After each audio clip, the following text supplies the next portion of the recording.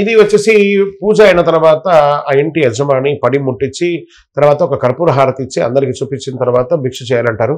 అందుకని కిలో కర్పూరం వేసేసి బడ్డి ఇచ్చేసేది ఆరాలి దాని తర్వాత తినాలంటే కాదు.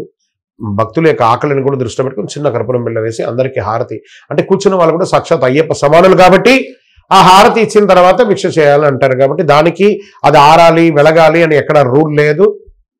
ప్రసాదం అంతే. హారతి తీసుకొని కూడా మన గుళ్ళో కూడా హారతి వెలుగుతూ ఉంటుంది, మనం ప్రసాదం తినట్లేదా?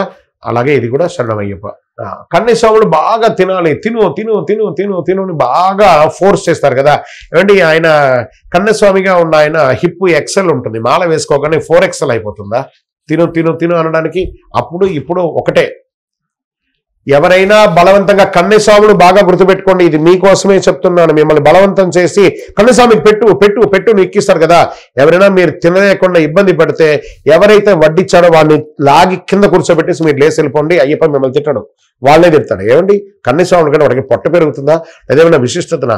ఆహారంలో చేయకండి సార్, మీ ఇంట్లో భోజనం చేసి పెట్టండి, కానీ మందిర్లలో పోయి పూజకు పోయి కన్యస్వామికి పెట్టు కన్యస్వామికి పెట్టు పెట్టు మనదైతే పెట్టాలి, కానీ మందిది పెట్టడం ఏందండి? శరణమయ్యప్ప. ఏమండి శబరిమల యాత్రకు వెళ్ళి వచ్చిన తర్వాత తిరుగు ప్రయాణంలో పంబలో స్నానం చేయొచ్చండి? ఆ పుణ్యం అంతా పోతుందంటారు కదా. అయితే మీరు శబరిమల నుంచి బయలుదేరితే మీ ఇంటి వరకు స్నానమే చేయరా? బాత్రూమ్ పోరా? ఏ హోటల్లోనో లేదా ఎక్కడైనా బాత్రూంలోనో పోతే అక్కడ స్నానం చేయరా? మరి బాత్రూంలో పాపం పోతే పర్లేదు కానీ పంబలో పాపం పోకూడదా? అలా కాదట. వెళ్ళేటప్పుడు పాపాలని వదిలేసి కృష్ణార్పణ, మన పూజ అవగానే కృష్ణార్పణ వస్తు చేసిందేమో మనము కృష్ణుడికి అర్పణమా? అలా కాదట. ఆ భగవంతుడికి అలా ఇవ్వడం వల్ల ఏమవుతుందంటే 1000 రెట్లు మళ్ళీ తిరిగి వస్తుందట. వెళ్ళేటప్పుడు పంబలో స్నానం చేయాలి, వచ్చేటప్పుడు పంబలో స్నానం చేయాలి. పాపపుణ్యాలని ఈక్వల్గా బ్యాలెన్స్ అవుతుంది. మన యొక్క పాపపుణ్యాలని మన ఇంటికి ఖచ్చితంగా చేరవలసిన విధంగా చేరిపోతుంది.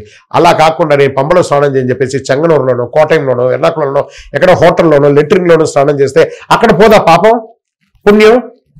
కాబట్టి ఆ పంబ భాగ్యం దొరకడమే భాగ్యం. స్నానం ఎన్నిసారి వీలుంటే అన్నిసారి స్నానం చేయండి. దానికిను దర్శనానికి లింక్ పెట్టకండి, అది తప్పు, అది భ్రమ. శరణమయ్యప్ప. దీక్షా సమయంలో ధరించవలసినటువంటి మాల ఎలా ఉండాలంటే తులసి మాలగా ఉండొచ్చు, రుద్రాక్ష మాలగా ఉండొచ్చు, స్ఫటిక మాలగా ఉండొచ్చు, కరిమాలగా ఉండొచ్చు, చందనమాలగా ఉండొచ్చు, ఎరుపు మాలగా ఉండొచ్చు, పగడమాలగా ఉండొచ్చు. ఎన్ని రకాల మాలైనా 108 వచ్చేటట్టుగా చూసుకోండి. తప్పకుండా ధరించండి. మంచి తీగతో అల్లిందిగా చూడండి, రాగి తీగతో కానీ వెండి తీగతో కానీ. ఆడంబరాలకి వెళ్ళకండి, షోకులకు వెళ్ళకండి, అవసరాన్ని వేసుకోండి. శరణమయ్యప్ప.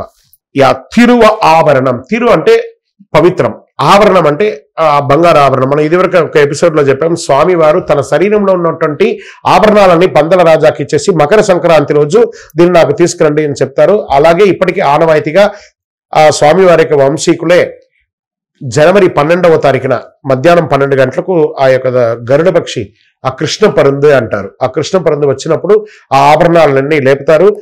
కరెక్ట్ గా 48 అవర్స్ లో తీసుకువచ్చి సన్నిధానంలో ఎక్కించి ఆ యొక్క మకర సంక్రమణం అంటారు చూసారా, దక్షిణాయనం పోయి ఉత్తరాయణం వచ్చే ఆ పవిత్ర కాలంలో స్వామివారికి ఆభరణాలన్నీ వెలిగిస్తారు.